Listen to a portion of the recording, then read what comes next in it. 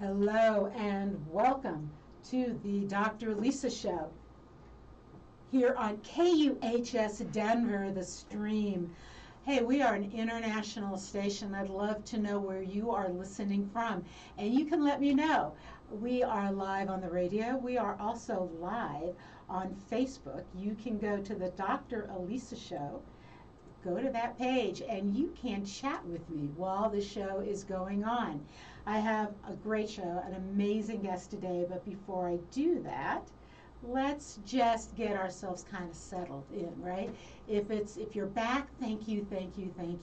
If it's your first time joining me, again, thank you for being here. I'm Elisa. The doctorate is in psychology. I've had this sort of eclectic career, let's just put it that way, moving in lots of different directions. The tagline for the year kind of comes off of that life experience, and it's about living life on the loose, which does not mean sell everything you own and buy a gypsy wagon and ride off into the sunset somewhere. It does mean living the way that you know you should, without the thing that echoes within you personally, without the external shoulda, coulda, woulda. We'll talk more about that. Who am I? I'm also an author. I'm a consultant and a mentor. You can find me on, hold on, I have to do technology here. Okay, hopefully that's better. You can find me on elisarobin.com. That's my website. You can find me on Instagram and Twitter and LinkedIn. And I'm just starting on TikTok, trying to figure it out, and on Facebook, obviously.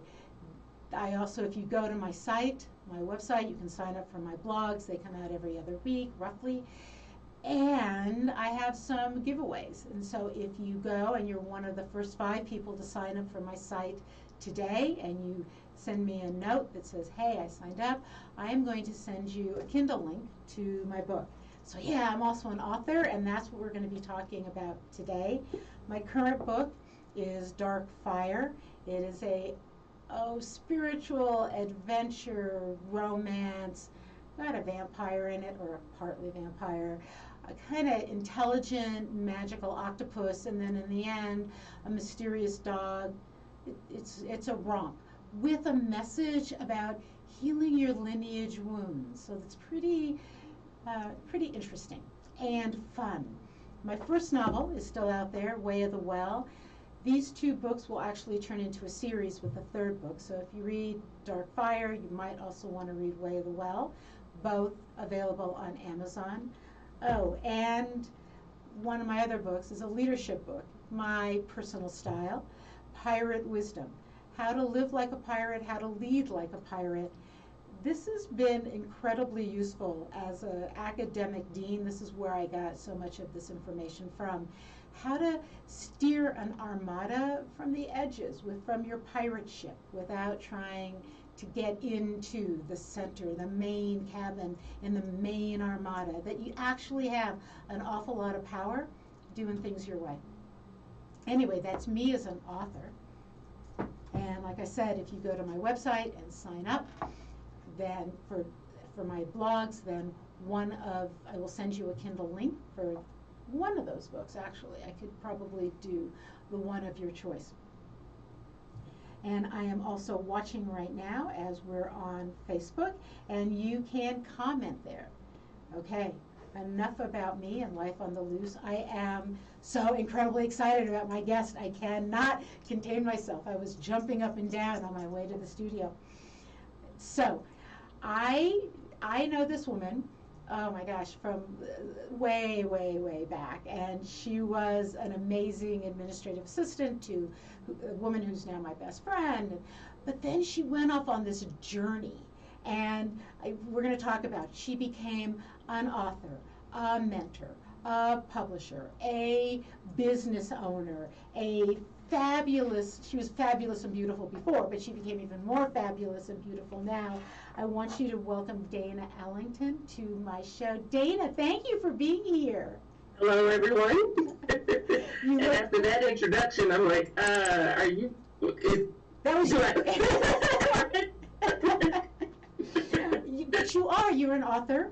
You're a publisher, Yep. right? Yep. You are a writing mentor, like somebody who wants to write a book. You will help them through the writing and the publishing process, correct? And then you have your own publishing company, so you're also an entrepreneur in that, and you're a speaker, right? You're also a speaker. So that's a lot of pieces. Can you just talk about your journey? Start where you want and sort of take us down that line. Well, I have always been a storyteller. There are little bits and pieces throughout my childhood where, a simple thing for other kids would have gotten me in trouble because I told this whole big, huge, epic novel, right, about this simple act.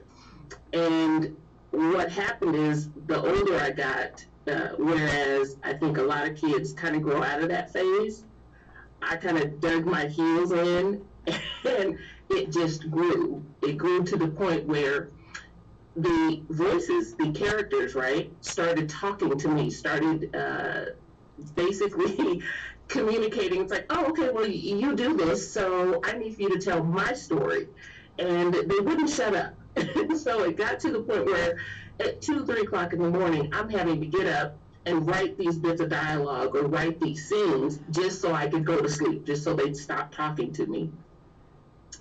And then I might have been about 12 years old, I think it was, when I saw Dr. Maya Angelou speak for the first time.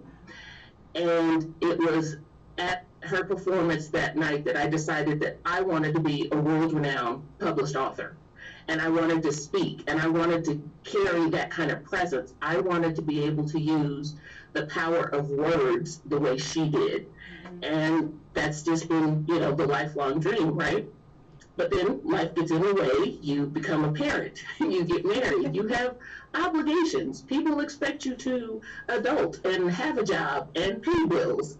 And at the time, writing was more a hobby. The gatekeepers, if you will, for traditional publishing were very, very tight, very powerful. And so traditional publishing was even more difficult to get into. So at one point, I amassed my notebook full of rejection slips. And I looked up and I said, you know what, there's got to be another way. And I started to learn about publishing and how that world worked. And I taught myself how to self-publish. Now, of course, back in the day, self-publishing, was frowned upon. It wasn't legit, so to speak. And so thankfully, with the growth of the internet and people being able to bring their work to the forefront without having to go the traditional publishing route, I was able to self-publish my first book.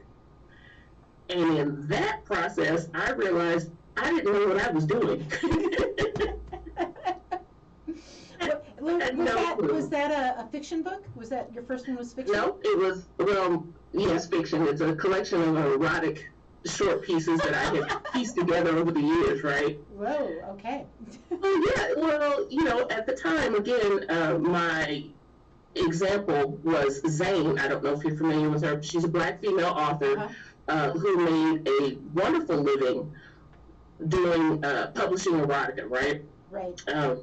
And so at that time, I was like, well, okay, that's what I need to write. That's cool. Like I said, self-published that first book, had no idea what I was doing.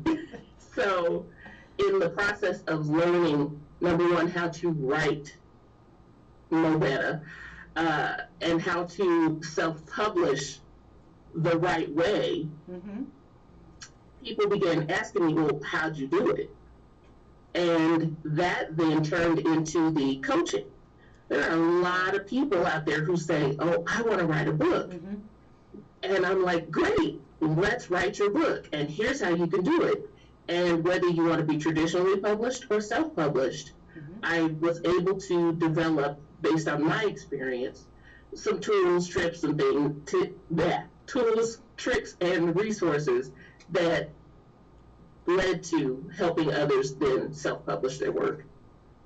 Wow. So a real self-discovery process, right? Like, for And sure. I love that you started with erotica. I somehow did not know that, and I'm thinking of Anna Isnin. That was her whole thing. Oh yes. Yeah. I read a couple of her books as well. I think she was she was literary in terms of erotica. She very lyrical, very poetic, I think, in her writing, whereas I was not. Okay, so you teach yourself how to do this, right? And you teach, and then what did you start writing, just out of curiosity? Because you're an author. So what, did you stay with the erotica? Are you like... Oh, no. I read horror and thrillers growing up. Okay. So I always thought, as a writer, I was going to write about monsters. There was going to be a lot of blood, a lot of violence, a lot of gore.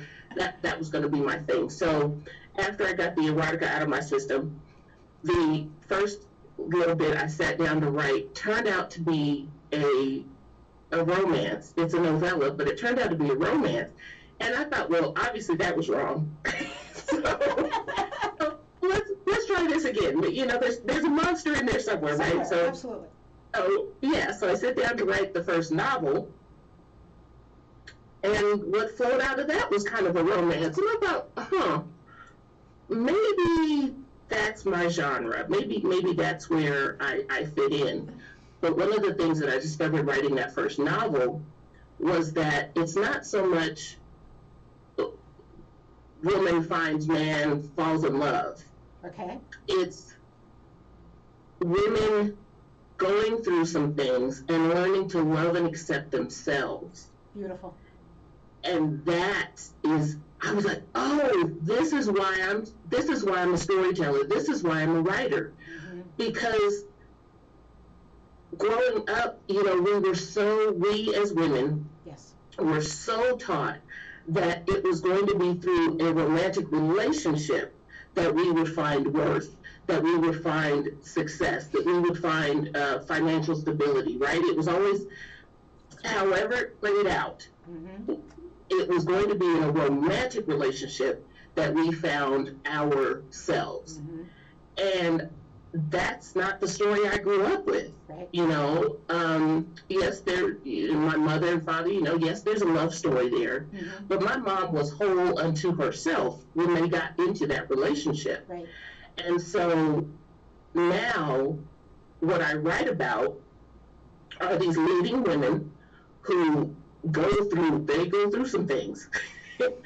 But through it all, they rescue themselves. They find their strength. They find love and acceptance within themselves first. Mm-hmm. Now, are there some hunky leading women there? Yes, indeed, for sure. But it's not the basis of the story, right? The transformation is more about women learning to love themselves. Right. What's coming to mind as you speak is how we have changed, not enough, but I'm thinking of Disney movies, and now you have Frozen, where, you know, true love, oh yeah, it's your sister, or you have, I mean, where the women, the guys are ancillary, or they're support staff, right? Right. And the women are and the young girls are the ones in positions of power, or finding their power and doing it their way. And then, you know, even back to Shrek, where, right, that oh, I don't need my Prince Charming. What I need is to accept who I am. And then somebody who loves me for that will show up. So very different. And I can look how I look. That's right. I don't have to change, you know, I don't have to suddenly become this, quote, beautiful, stereotypical, traditional princess. That's right. In order to find true love, yeah. That's right, yeah. I was thinking the other day about when having a thigh gap, having your legs thin enough that you had a thigh gap meant you were beautiful. I'm like, really? Like, these legs hold me up. They gotta be strong. Right. You know? You know, and my thighs are great friends. That's a good thing.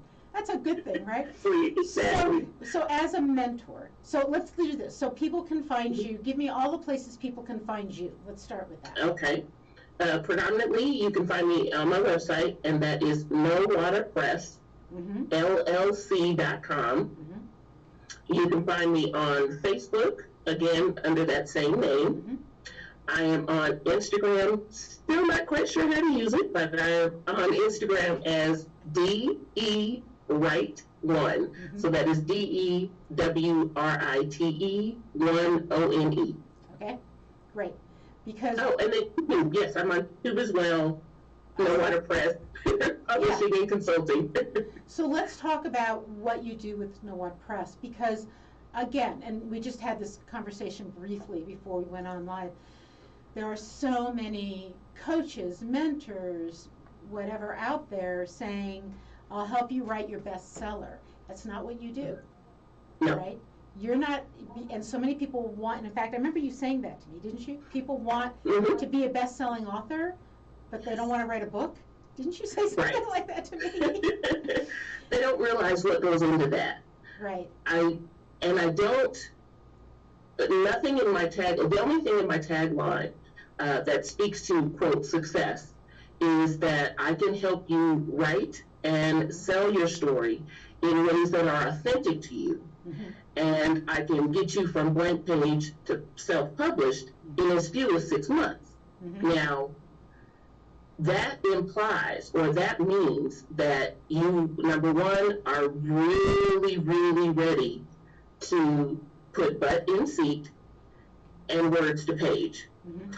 That means that you're willing to turn off the Netflix, to maybe forego doing laundry and dishes, for a certain amount of time. It means coming face to face with whatever insecurities you might have around sharing this story. Because as I began to talk to people, folks coming up saying, oh, I would love to write a book, predominantly women, Mm-hmm. one of the things that I noticed is that at the bottom of all of their objections and excuses was the fear that their story wasn't worth telling. And that was whether it was fiction or nonfiction.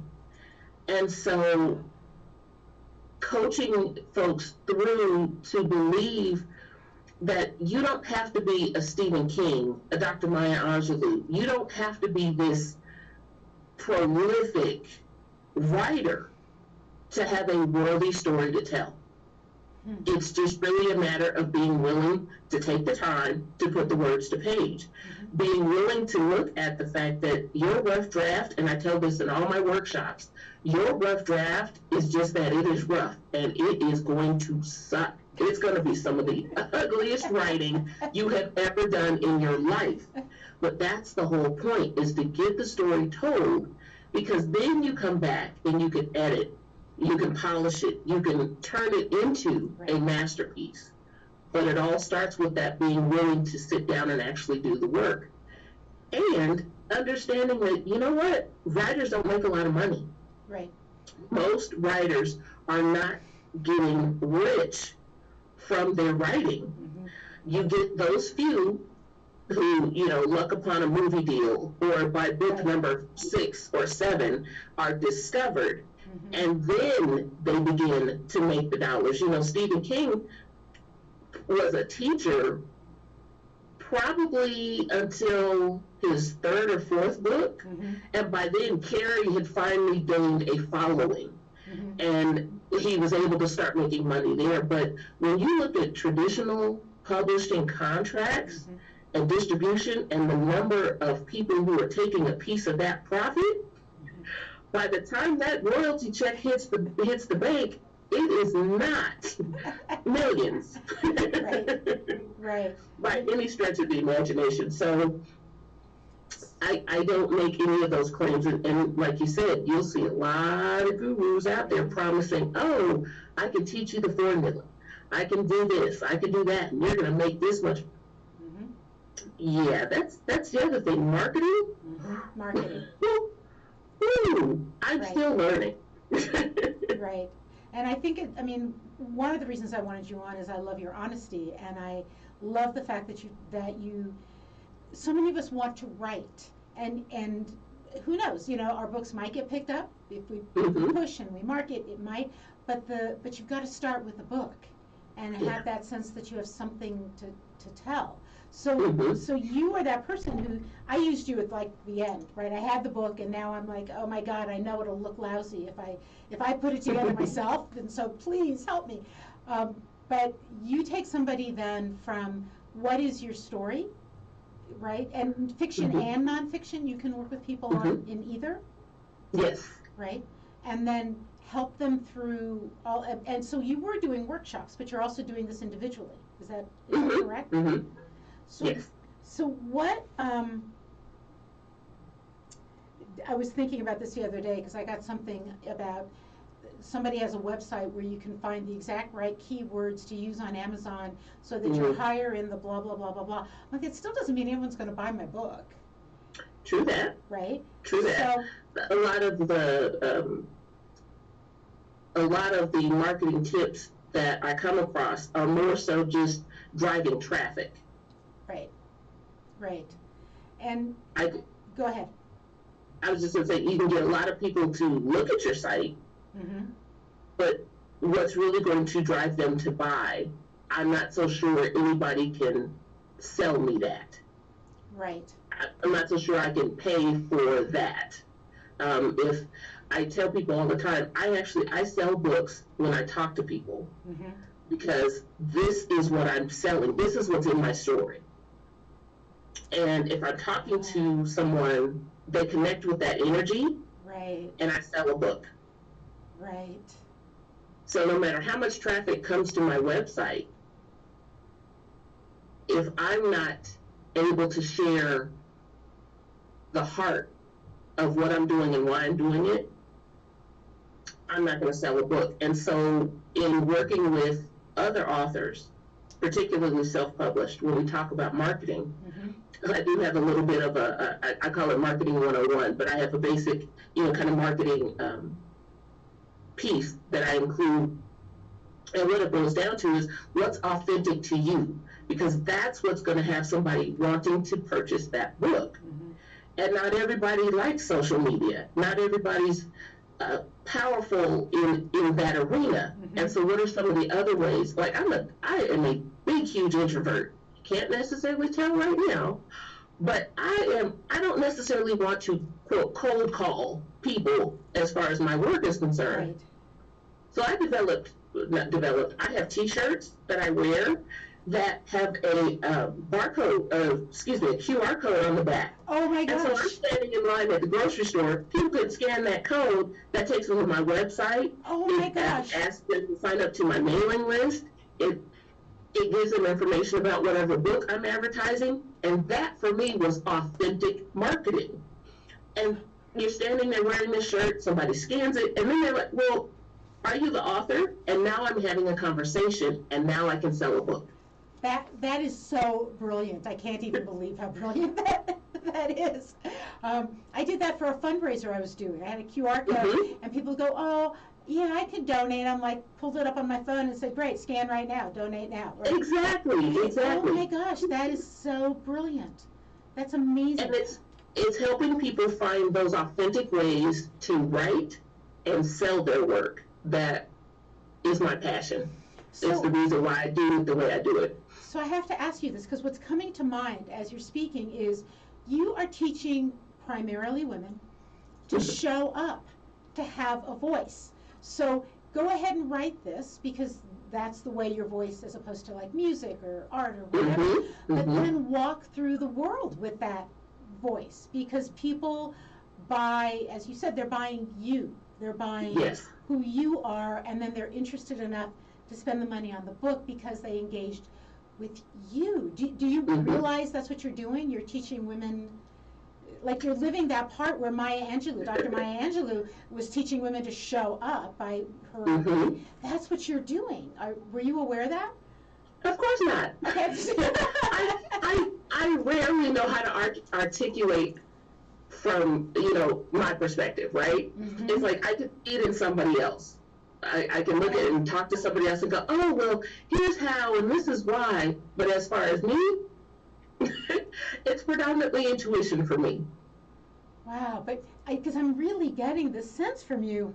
I mean, you've definitely had this journey. You're an entrepreneur, you have a publishing company. when you work with people, it isn't just write the book, I'll show you how to be number one. It's like, I'm going to help you find your voice and help you walk proudly in the world with it. My power statement is I want to walk in my power without fear or apology. And that's what you're doing. I like that. With women, right? How does writing a book and getting it published, and however they do that, how do you think that helps people, especially women, transform? Just like my leading ladies, it's recognizing and being proud of what you've gone through and where you are. Right. It's the reality that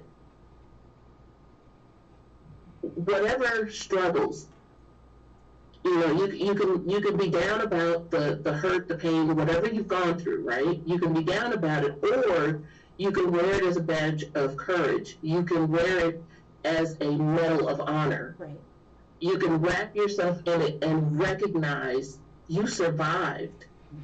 And your self-worth didn't have crap to do with any of that. You were worthy from the day you were born, right, through whatever you went through to where you are now. And yes, definitely stand up and be proud of that. It's not even about being published, really. It was about, I've done something that I said I wanted to do. I kept a promise to myself. Right. And that feels amazing. Right. Absolutely amazing. And I want women to have that feeling about whatever it is. It doesn't necessarily have to be writing a book, because there are some women that I've coached. I've gotten them to a point where, they're like, oh, okay, I think I can write this, but other changes and positive things have come from just getting to the point where they can put the word to page. Wow. And some of them might decide, I'll just do a blog, or I'm just going to do snippets, or I'm going to write, whatever, something else. But working with you, they have found and embraced and become proud of their voice and their life experience. One of the other things I love, because you and I seem to be doing something a little similar, is we're writing fiction, but there's this underlying story. It's not just Cinderella or whatever. It's not romance, and it's not. Yes, it's fiction, but there's like an underlying theme of growth or self-worth or whatever it might be. And mine does have sort of monsters in it. And believe me, vampires are my true love. Next to dragons. Vampire. Yes. Yeah, I don't see how to work a dragon into my next book, but I'll think about it. I did get the Kraken in my last one, which I know you read. Awesome. Right? So she showed up. The Kraken showed up. So this is like sort of amazing to me. Let's talk to you, because so much of what people read on the web is, and you'll be a success, right? And you gave this one little piece of writers don't make a lot of money. There's very few J.R. Rollins, stories out there. And even she had, what she submitted was rejected 15 times or something. Elastica picked her up. But this is walking a chosen path and feeling wonderful about it. Can you talk about the sacrifices, or how we maintain this? Because this hasn't been easy for you. I think for me personally, there's just so much I am willing to do to live authentically versus the way other people think I should live. Great, yeah. So 2020, menopause, turning 50, all of that combined to slap me in the face with my mortality. It's like, I am eventually not going to be in this state, right? Yeah, nobody gets out alive. That's right. Yeah. Right. And I realized about mid-2020, I realized if I don't go full on, full out for what I truly want, I'm going to have one big regret when and or if my time comes. Right. And I got to a point where I just couldn't live with that thought anymore. Mm-hmm.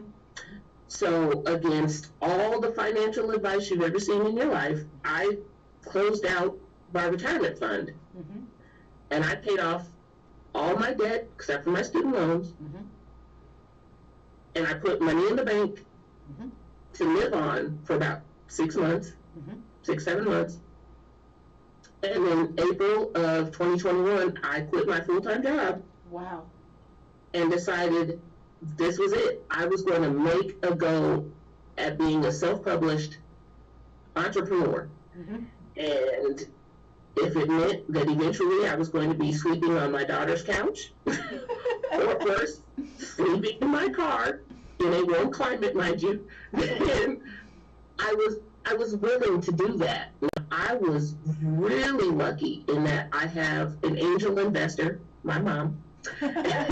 So, when things got really thin, she was in a position to kind of help me out, keep me going. Mm-hmm. But even then, I was more determined to prove that her investment was for naught. You know what I mean? That she was backing a winner kind of thing. Right. And so I have done without a lot of the frills and security that people tell me I'm supposed to have at my age. I'm going to be 55 this year, by the way. Congratulations. But yes.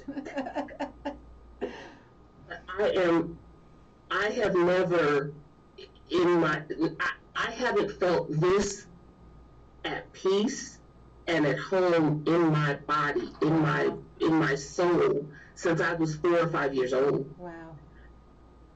And there's nothing like it. Now, do I recommend that for everybody? Nope. Because again, you have to look at why somebody else is wanting to write and publish a book. Mm-hmm. As for some people, it's a one and done.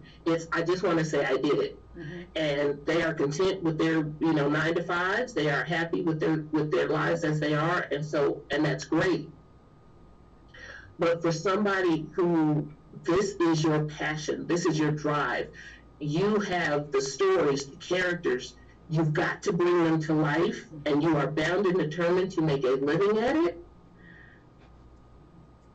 then okay, buckle up. Because it's going to get lean. It's Right. definitely going to get lean before those opportunities show up. Mm-hmm. Now, you were saying, when you talk about J.K. Rowling, everybody knows her story. She was just shy of destitute, just shy of homeless, as far as I understood, before she finally got her big break.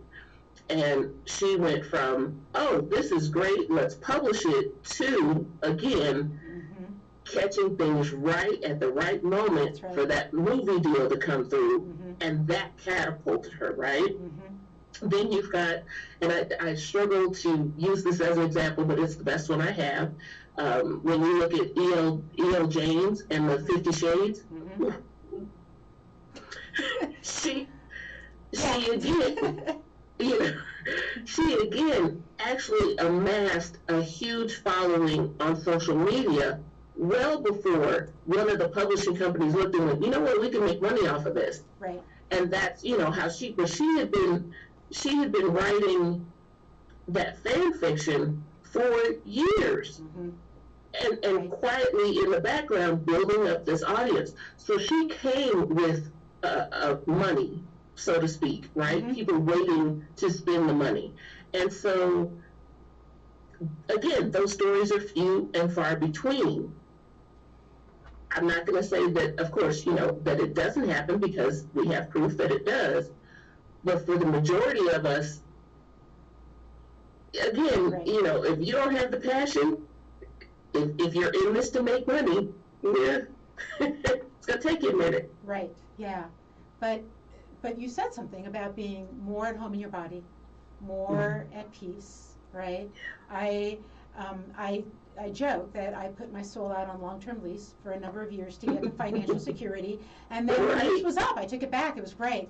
And now so I did it a different way. I built the financial security, and now I can explore and do what I want and have that sense. And I was driving into the studio today thinking I've never felt more loved in my life. I've never felt like I actually can breathe freely. And that's an amazing feeling for me. So listen, we're almost at the end of our time. I want you to talk about just so my tag right now is life on the loose, and you've talked about that. That this is life on the loose, and it doesn't mean it's easy, and it doesn't mean it's pretty, but it's definitely what I want. So what do you want? So one, I want you to repeat all the ways people find you, and but then I want to know what you want people to know about committing to working with you and committing to this dream of writing. But start with Nowata Press, which is Nowata.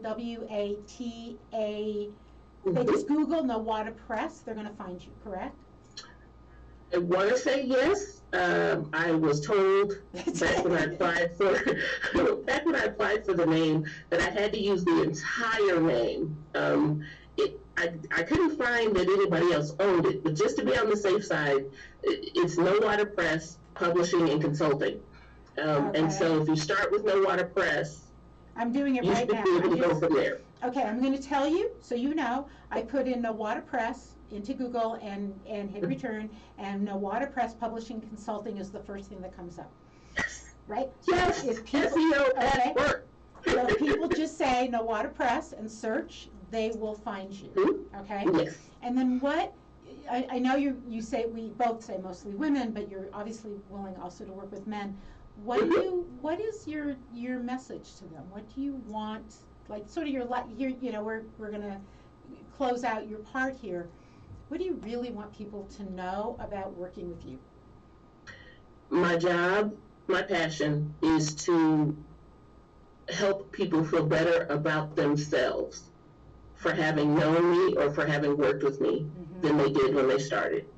It's not about me. It truly is about building people up so that they can go forth and be as authentic and at peace with who they are for the rest of their lives. The reason I adore, and I just really want people to work with you, is some people put that first. Work with me and this will happen. And you're like, you want to write. Trust me, this will emerge. Right? Yes. Work with me and your life you'll feel better because I'm going to help you give birth to this part of yourself. Right. And it truly, it's about that person. It's about their voice and bringing that to light. Awesome. Dana, this has been amazing. Again, Nowata Press, and I thank you for your time. I've got one of your books I need to buy, so we'll chat about that. For sure. Honestly, this has just been such a gift to have you on the show, and hopefully, I really want my listeners to know, all of you who want to write a book, this is the woman you got to contact. So you. It's a full circle moment. I'm grateful that we got back in touch, and here we are. Here we are. All right, we'll be in touch again. I know. All right. Okay. Bye. Okay, so hopefully you've been listening. You listened to the first half of the show. That was amazing. This is the Dr. Lisa Show on KUHS Denver, the stream. And if you've been listening for the last 2 years, you will have noticed that my format is different. And I'm hoping you're liking it. I'd love some feedback. This is turning into a feedback show. I want interaction. You can go to Facebook and the Dr. Lisa Show, and you can post live and let me see your comments. Let me know what you thought about this guest, Nowata Press, Dana Ellington. If you've ever wanted to write a book, I have to tell you, I'd written the book, I published Kindle on Amazon, and then I was about to publish the paperback, the hardback copy of the book, and I knew I'd mess it up. I just know myself. I had done spell check, I had the editor, but I'm not a graphic designer. I look at things, they look fine. I'm not sure if things are going to be fine when they're actually uploaded. And she was easy to work with, quick to work with, reasonably priced to work with, supportive and encouraging. And if you are at any point in a writing a book, self-publishing process, Nowata Press you've got to reach out to her.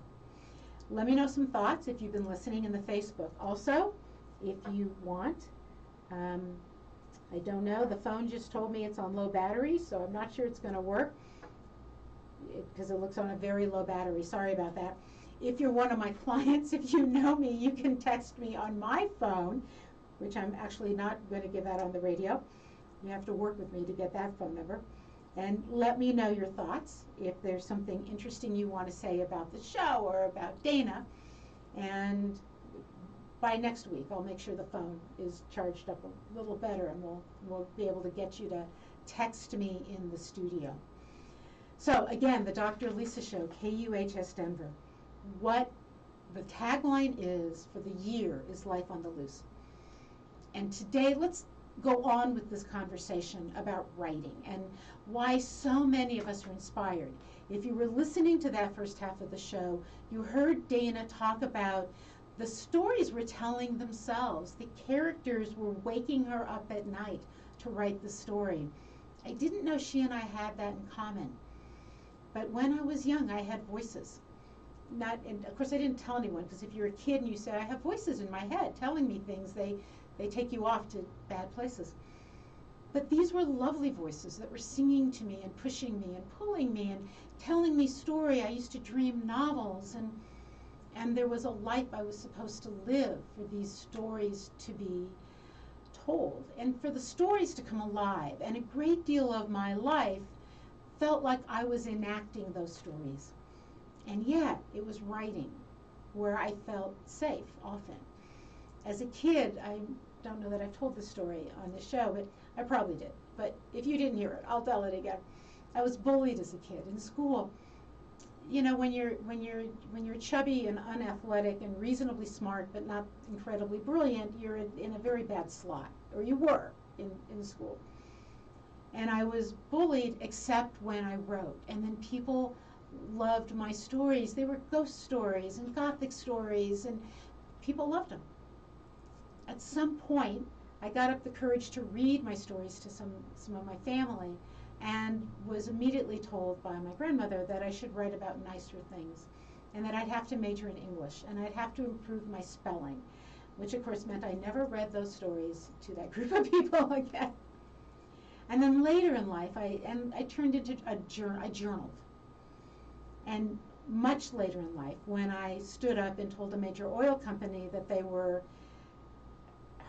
sexually harassing me and sexually discriminating against me and took them to court, those lawyers at that point in time, this is why we are in a better place now, were actually able to get access to my private journal. Luckily, I only had one, because I often destroyed them as I went. And bring that into court, and that again stopped me from writing. And then I, as I said earlier, put my soul out on long-term lease. I got a PhD. I worked in a great career. I really am proud of the work I did within my career. And then I hit a point of building enough financial security where I could walk away and listen to those voices again and write and speak and talk to you, and hopefully help you embrace this notion of life on the loose. All right, so and I'm watching, anyone in Facebook? Oh, not yet. I know you're out there. I know that you're just thinking. So, post. You don't have to just think. Or, like I said, if you're one of my clients, you know the other number. I want you to think about life on the loose as walking your path. Now, saying